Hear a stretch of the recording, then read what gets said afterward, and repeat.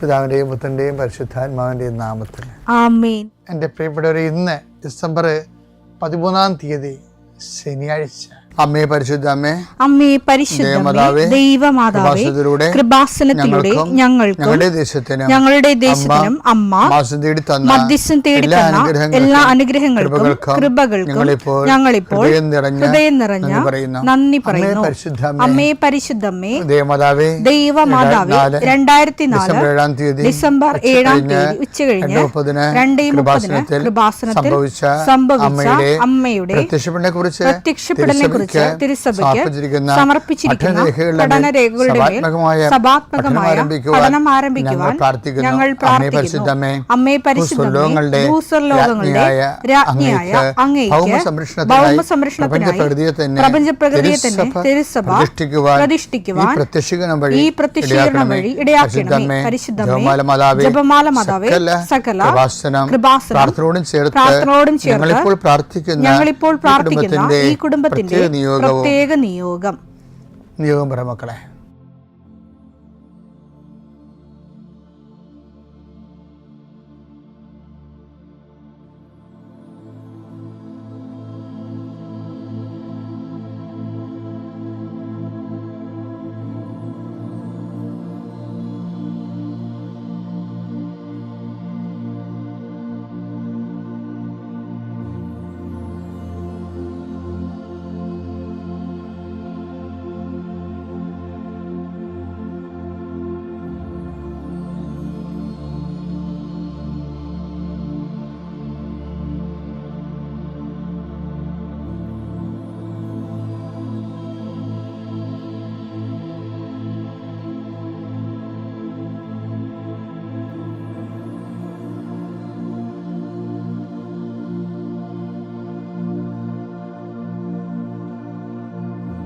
അമ്മയുടെ പ്രത്യക്ഷീകരണത്തിന്റെ ഈ അനുഗ്രഹവേളയിൽ ഞങ്ങൾക്ക് സാധിച്ചു തരുവാൻ കനിയണമേ. ആമേൻ. വിശ്വാസ പ്രമാണം.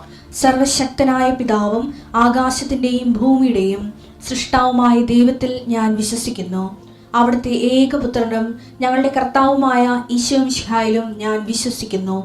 ഈ പുത്രൻ പരിശുദ്ധാത്മാവിനാൽ ഗർഭസ്ഥനായി കന്യകാമറിയത്തിൽ നിന്ന് പിറന്ന് പൊന്തിയോസ് പീലാത്തോസിന്റെ കാലത്ത് പീഡകൾ സഹിച്ച് കുരിശിൽ തറയ്ക്കപ്പെട്ട് മരിച്ച് അടക്കപ്പെട്ട് പാതാളങ്ങളിൽ ഇറങ്ങി മരിച്ചവരുടെ ഇടയിൽ നിന്ന് 3-ാം നാൾ ഉയർത്ത് സ്വർഗത്തിലേക്ക് എഴുന്നള്ളി സർവശക്തിയുള്ള പിതാവായ ദൈവത്തിന്റെ വലതുഭാഗത്തിരിക്കുന്നു.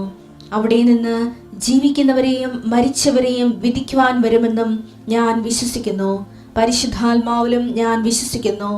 വിശുദ്ധ കത്തോലിക്കാ സഭയിലും പുണ്യവാന്മാരുടെ ഐക്യത്തിലും പാപങ്ങളുടെ മോചനത്തിലും ശരീരത്തിന്റെ ഉയർപ്പിലും നിത്യമായ ജീവിതത്തിലും ഞാൻ വിശ്വസിക്കുന്നു. ആമേൻ. സുഖസ്ഥനായ ഞങ്ങളുടെ പിതാവേ, അങ്ങയുടെ നാമം പൂജിതമാകണമേ. അങ്ങയുടെ രാജ്യം വരണമേ. അങ്ങയുടെ തിരുമനസ് സ്വർഗത്തിലെ പോലെ ഭൂമിയിലും ആകണമേ. അന്നു വേണ്ടുന്ന ആഹാരം ഇന്ന് ഞങ്ങൾക്ക് തരണമേ. ഞങ്ങളോട് തെറ്റ് ചെയ്യുന്നവരോട് ഞങ്ങൾ ക്ഷമിക്കുന്നത് പോലെ ഞങ്ങളുടെ തെറ്റുകൾ ഞങ്ങളോടും ക്ഷമിക്കണമേ. ഞങ്ങളെ പ്രലോഭനത്തിൽ ഉൾപ്പെടുത്തരുതേ, തിന്മയിൽ ഞങ്ങൾ രക്ഷിക്കണമേ. ആമേൻ. നന്മ നിറഞ്ഞ മറിയമേ, സ്വസ്തി. കർത്താവ് അങ്ങയുടെ കൂടെ സ്ത്രീകളിൽ അങ്ങ് അനുഗ്രഹിക്കപ്പെട്ടവളാകുന്നു. അങ്ങയുടെ ഉദരത്തിൻ ഫലമായി ഈശോ അനുഗ്രഹിക്കപ്പെട്ടവനാകുന്നു. പരിശുദ്ധ മറിയമേ, തമ്പുരാന്റെ അമ്മേ, പാപികളായ ഞങ്ങൾക്ക് വേണ്ടി ഇപ്പോഴും ഞങ്ങളുടെ മരണസമയത്തും തമ്പുരാനോട് അപേക്ഷിക്കണമേ. ആമേൻ. കർത്താവേ, ഞങ്ങളുടെ മക്കൾക്ക് വേണ്ടി ഞാൻ പ്രാർത്ഥിക്കണേ. നിങ്ങൾ ഇന്ന് കടന്നു പോകുന്ന സങ്കടങ്ങളിൽ നിന്നും രോഗ അരിഷ്ടതകളിൽ നിന്നും കർത്താവ് നിങ്ങളെ സംരക്ഷിക്കാൻ അമ്മ മധ്യസ്ഥം വഹിക്കുകയാണ്. കർത്താവെ, എൻ്റെ വിശുദ്ധ പൗരോഹിത്യത്തെ നീ മഹത്വപ്പെടുത്തിയതിൻ്റെ അടയാളമാണ് 2004 അമ്മയുടെ പ്രത്യക്ഷപ്പെടൽ. അത് ഏറ്റെടുത്തപ്പോൾ ദൈവമഹത്വപ്പെട്ടതിൻ്റെ തുടർ ദൈവാനുഭവങ്ങളാണ് ഉടമ്പടിയിലൂടെ ലഭിക്കുന്ന സഹസ്രക്കണക്കിന് സാക്ഷ്യങ്ങൾ. എൻ്റെ ഈ പ്രാർത്ഥന കൂടുന്ന എല്ലാ മക്കൾക്കും അവരുടെ ജീവിത ഭൗതികവും അവരുടെ മാനസികവും ശാരീരികവും കുടുംബപരവും ആയിട്ടുള്ള എല്ലാ മേഖലകളിലും അവൻ്റെ പ്രത്യേക അനുഗ്രഹം ഈ നിമിഷം ആവശ്യിക്കാനും നിങ്ങൾ ഇപ്പോൾ വഴിമുട്ടി നിൽക്കുന്ന എല്ലാ വിഷയത്തിൻ്റെ മേലും ദൈവിക ഇടപെടലുണ്ടാകാനും ഇന്ന് നിങ്ങൾ കണ്ടുമുട്ടുന്ന വ്യക്തികൾക്ക് നിങ്ങൾ മാതാവിൻ്റെ മധ്യസ്ഥത്തിൽ അവർക്ക് സമാധാനം ആശംസിക്കുക. നിങ്ങൾ മാതാവിൻ്റെ പ്രത്യക്ഷീകരണത്തിൻ്റെയും പ്രത്യക്ഷീകരണ സന്ദേശത്തിൻ്റെയും പ്രേക്ഷിതരാകാൻ വേണ്ടി നിങ്ങൾ പരിശുദ്ധ അമ്മയുടെ മധ്യസ്ഥത്തിൽ പുനഃസമർപ്പണം ചെയ്യുക. ആ പുനഃസമർപ്പണത്തിൻ്റെ ഭാഗമായിട്ട് തീർച്ചയായിട്ടും ഇങ്ങനെ ഒരു ഏതെങ്കിലും പ്രത്യേക സമ്മർദ്ദത്തിലെ ഉടമ്പടിയിൽ നിന്ന് അകന്നു പോയിട്ടുണ്ടെങ്കിൽ അത് തിരിച്ചു വരാനും, ഉടമ്പടി ആണ് ജീവിതമെന്ന് പറയുന്നവരുണ്ട്. എനിക്കിനി ജീവിതം ഉടമ്പടിയാണ് എന്ന് പറയുന്നത്, അതൊക്കെ കേൾക്കുമ്പോൾ നമ്മൾ ഓർക്കും, നമ്മൾ ചിന്തിച്ചതിനേക്കാളും അമ്മ ഉടമ്പടി തന്നപ്പോൾ ഞാൻ ആലോചിച്ചതിനേക്കാൾ എന്തുമാത്രം വലിയ ആഴത്തിലാണ് മനുഷ്യർ അനുഭവിച്ചതെന്ന് ഓർക്കും. കർത്താവേ, അതുപോലെ അനുഭവത്തിൻ്റെ ഒരു പങ്ക് എല്ലാവർക്കും നൽകണമെന്ന് പ്രാർത്ഥിക്കുന്നു. നിങ്ങളുടെ കുഞ്ഞുങ്ങളെ സംബന്ധിച്ച് പ്രാർത്ഥിക്കുന്നു. നിങ്ങളിന്ന് നിങ്ങളുടെ കൂടപ്രഭുക്കളെ സംബന്ധിച്ച് പ്രാർത്ഥിക്കുന്നു. നിങ്ങൾ ആർക്ക് വേണ്ടി പ്രാർത്ഥിക്കുന്നു അവർ ഞാൻ ഈ നിമിഷം പ്രാർത്ഥനയിൽ ഓർക്കുന്നു. നിങ്ങൾ ഈ ആഴ്ച ചെയ്തു തീർക്കേണ്ട കാര്യങ്ങൾ, ഈ മാസം ചെയ്തു തീർക്കേണ്ട കാര്യങ്ങൾ, നിങ്ങൾക്ക് പറ്റത്തില്ലെന്ന് നിങ്ങൾക്ക് തോന്നിപ്പോയിട്ട് ഇതെങ്ങനെ ചെയ്ത് ഒപ്പിക്കും അവസാനിപ്പിക്കുമെന്ന് വിഷമിക്കുന്ന വിഷയത്തിൻ്റെ മേൽ ഇന്ന് പരിശുദ്ധമ്മ നിങ്ങൾ അനുഗ്രഹിക്കട്ടെ. എൻ്റെ കർത്താവിൻ്റെ ഉന്നതമായ നാമത്തിൽ മാരക രോഗങ്ങളിലും തീരെ ശാരീരികമായ വേദനകളിലും ഉറക്കമില്ലാത്തവർ, പ്രഷർ രോഗികൾ, ഷുഗർ രോഗികൾ, ശരീരം മുഴുവൻ ഊത്തറുള്ളവർ, ത്വക്ക് രോഗികൾ, കർത്താവേ നിൻ്റെ വിശുദ്ധമായ രക്തത്താൽ അവരെ കുളിപ്പിക്കണമെന്ന് പ്രാർത്ഥിക്കുന്നു. നിൻ്റെ വിശുദ്ധമായ രക്തത്താൽ ഈ പ്രാർത്ഥനയിൽ പങ്കെടുക്കുന്നവർ, മറ്റുള്ളവരെ ഈ പ്രാർത്ഥന കേൾക്കുമ്പോൾ അവർ നിങ്ങൾ ആരെക്കുറിച്ചെങ്ങാണ് ഓർക്കുന്നത് അവരുടെ മേലെല്ലാം കർത്താവിൻ്റെ ആശ്വാസത്തിൻ്റെയും സൗഖ്യത്തിൻ്റെയും ശക്തിയുടെയും കൃപയുണ്ടാകട്ടെ പ്രാർത്ഥിക്കുന്നു.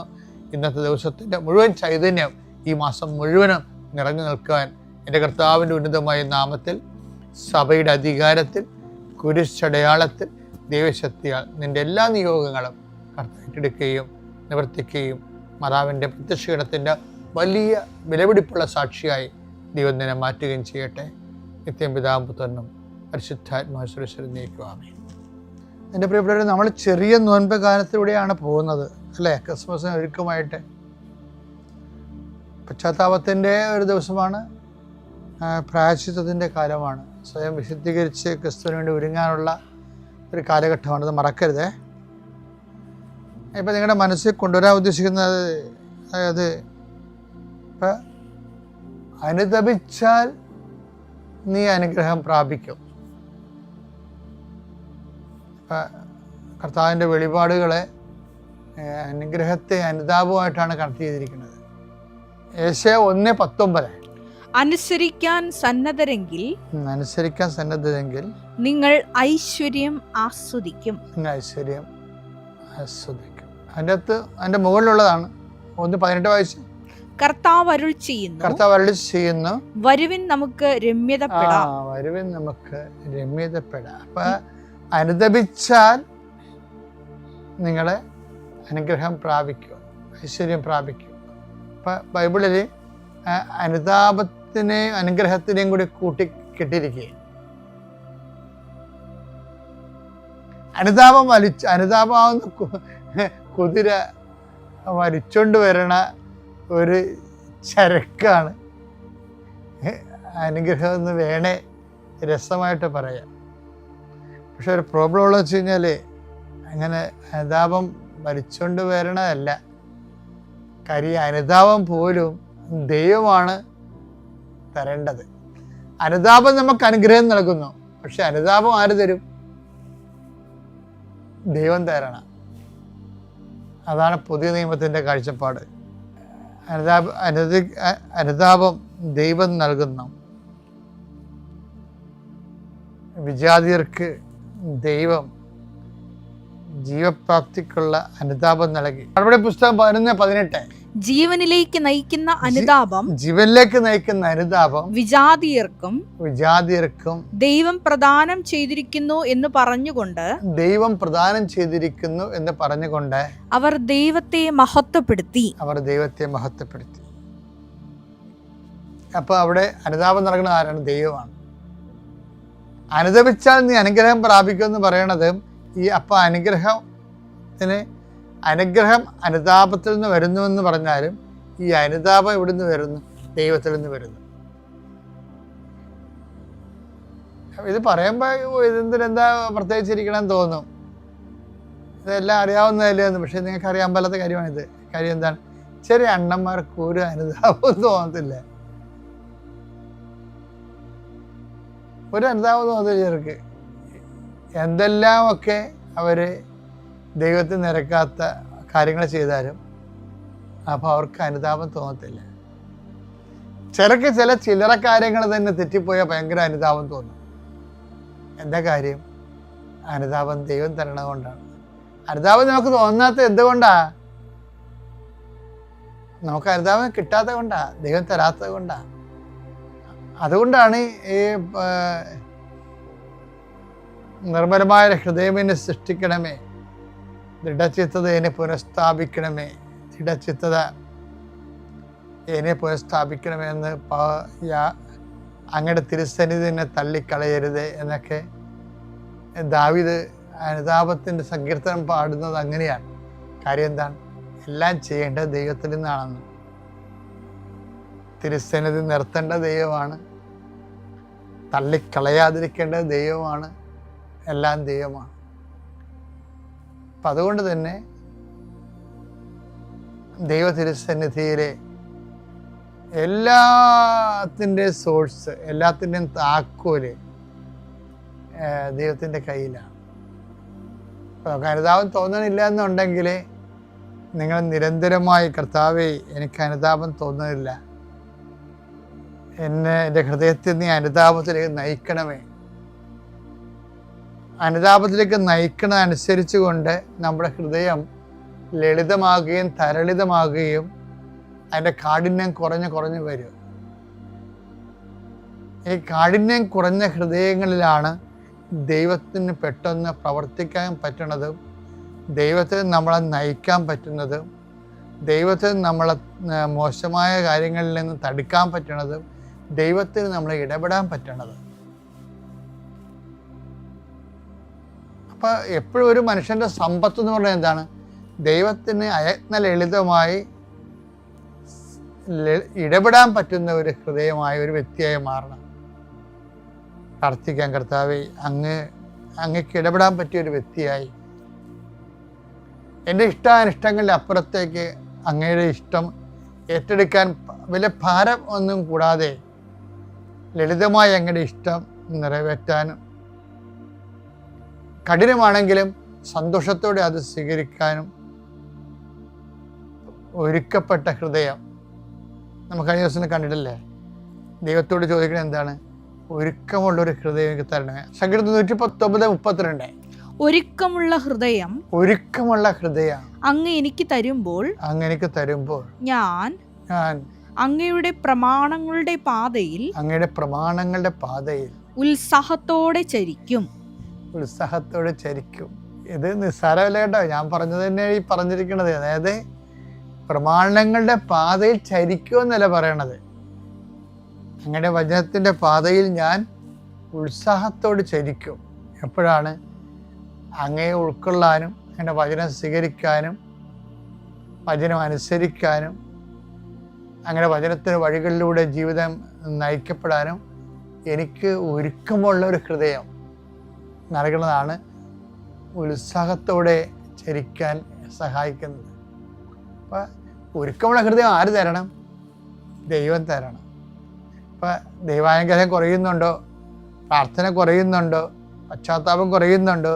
അനുതാപം കുറയുന്നുണ്ടോ? എങ്കിൽ ഒരുക്കമുള്ള ഹൃദയത്തിന് വേണ്ടി ഈ നോൻപ് കാലത്ത് നമുക്ക് പ്രാർത്ഥിക്കാം.